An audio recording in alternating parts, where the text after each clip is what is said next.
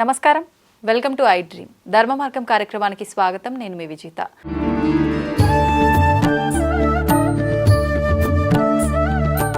నమస్కారం గురుగారు. ఆయుష్మతి భవ. గురుగారు, మనం ఇంతకుముందు ఒక వీడియోలో మాట్లాడుకున్నాం లలితా సహస్రనామం యొక్క గొప్పతనం గురించి. అయితే ఆ నామం పారాయణం చేయాలి అనుకునే వాళ్ళు అంతా చేయలేము, తప్పులు పోతాయి, ఏదా ఏంటి అని దాని గురించి అంతా మాట్లాడుకున్నాం. ముఖ్యంగా ఆ నామంలో నుంచి ఒక్కొక్క శ్లోకంగా తీసుకొని కనుక మనం పారాయణం చేస్తే నేర్చుకోవడానికి ఈజీగా ఉంటుంది, దానికి సంబంధించిన ఫలితం నేర్చుకునే సందర్భంలో కూడా వస్తుంది అని.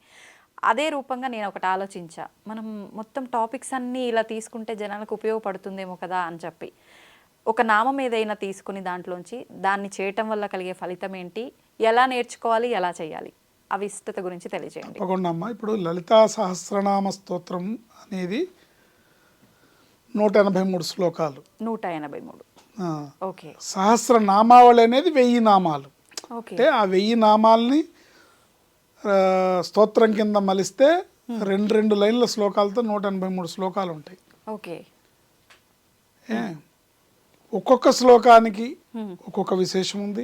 లేదా నామంగా తీసుకుంటే ఒక్కొక్క నామానికి ఒక్కొక్క విశేషం ఉంది, ఒక్కొక్క ఫలితం ఉంది. శ్రీ లలితా సహస్రనామ స్తోత్రంలో లేదా సహస్రనామావళిలో ప్రతి ఒక్క అక్షరము కూడా మంత్ర సమానమైనది కనుక మనం ఏం చేసినా కూడా బాగుంటుంది. ఒక నామాన్ని తీసుకొని నిరంతరం శ్రీమాత్రే నమః అన్నా కూడా అద్భుతమైన మంత్రం అది. లేదా కొంచెం శుచి శుభ్రతతో చేసేవాళ్ళు ఉంటే ఓం ఐం హ్రీం శ్రీం శ్రీమాత్రే నమః అన్నా కూడా చాలు. లలితా సహస్రనామ స్తోత్ర పారాయణ మీకు రాదు, మీకు తప్పులు పోతున్నాయని అనుకోక్కర్లా. శ్రద్ధాభక్తులు ఉంటే చక్కగా అమ్మవారిని మీ భక్తి కొలది ఓం ఐం హ్రీం శ్రీం శ్రీమాత్రే నమః అని చేసుకోవచ్చు. ఒక శ్రీమాత్రే నమః అనేది అద్భుతమైన మంత్రం. శ్రీమాత్రే నమః తల్లి ఈ జగత్ ఈ సకల చరాచర జగత్తుకి, ఈ సర్వ ప్రాణికోటికి, అండపిండ బ్రహ్మాండ లోకాలకి ఆవిడ సృష్టికర్త. ఆవిడ నుంచే ఉద్భవించినాయి. సో శ్రీమాత్రే నమః.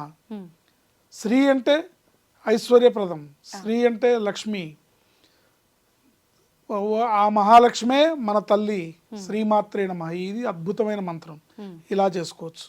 లేదా శ్లోక రూపంలో చేసుకుంటే లలితా సహస్రనామ స్తోత్రంలో ఒక్కొక్క శ్లోకానికి ఒక్కొక్క అర్థం, విశేషార్థం, తాత్పర్యం అని చెప్పుకోవచ్చు. దానికి మన జీవితంలో మనకు ఉపయోగపడే అనేక రకాల ఉపయోగాలు, మానవ జీవితం, మనం కుటుంబ జీవనంలో సాంసారిక జీవితంలో ఉన్నాము, మనకు అనేక రకాల బాధలు ఉంటాయి, అనేక రకాల కష్టాలు ఉంటాయి, అనేక రకాల ఇబ్బందులు ఉంటాయి. వీటిల్లో ఒక్కొక్క శ్లోకానికి ఒక్కొక్క విశేషమైన ఫలితం ఉంది. ఆ ఫలితాన్ని మనం ఒకటొకటిగా చెప్పుకుందాము. ఈరోజు మీరు అడిగారు కాబట్టి నేను ఒక అద్భుతమైన శ్లోకం చెప్తాను లలితా సహస్రనామ స్తోత్రం నుంచి.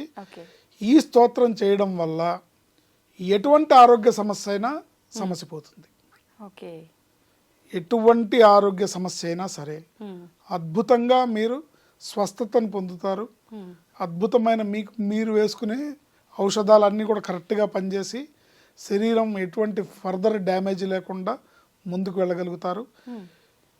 ఎటువంటి క్లిష్టమైన అనారోగ్య సమస్య ఉన్న వాళ్ళైనా సరే హాస్పిటల్స్ చుట్టూ తిరుగుతున్న వాళ్ళు ఉంటారు. లేదా కొంతమందికి టెస్టులు చేస్తుంటే ఏమీ లేదండి మీకు అంతా బాగానే ఉందంటుంటారు, కానీ వీళ్ళకేమో ఇబ్బందిగా ఉంటుంది. ఇలాంటివి కూడా ఉంటాయి. కొన్ని మానసికపరమైన ఉంటాయి, కొన్ని శారీరకంగా ఉంటాయి.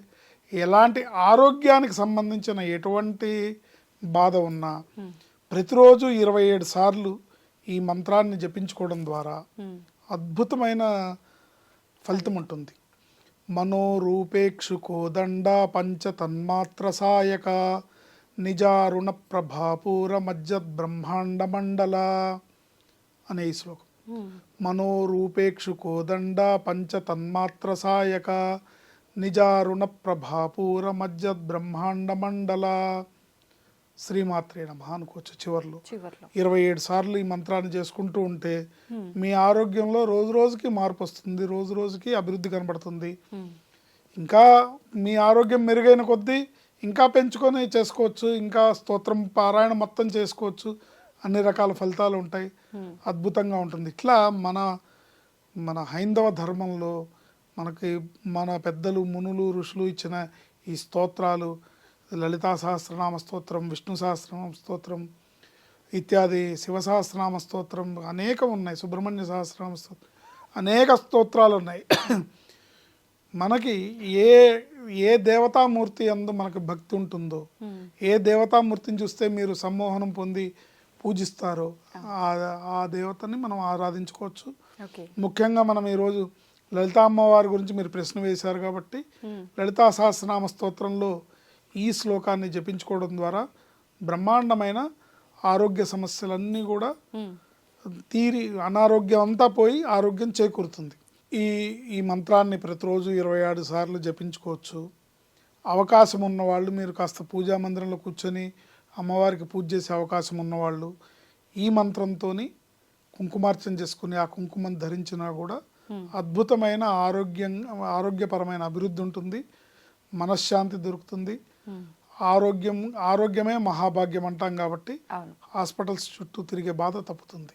ఓకే, గురుగారు మనం ఎక్కువ సార్లు చేసుకోవాలన్న ఆసక్తి ఉన్న వాళ్ళు ఇంకా ఎక్కువ సార్లు కూడా చేసుకోవచ్చు అన్నారు కదా, బ్రహ్మాండంగా చేసుకోవచ్చు. అప్పుడు అంటే రోజులో ఎన్నిసార్లు వీలైతే అన్ని 27 సార్లు చేసుకోవాలా, లేదంటే సంఖ్య పెంచుకోవాలంటారా? కంటిన్యూగా కూడా చేసుకోవచ్చు. 27 సార్లు అనేది మినిమం.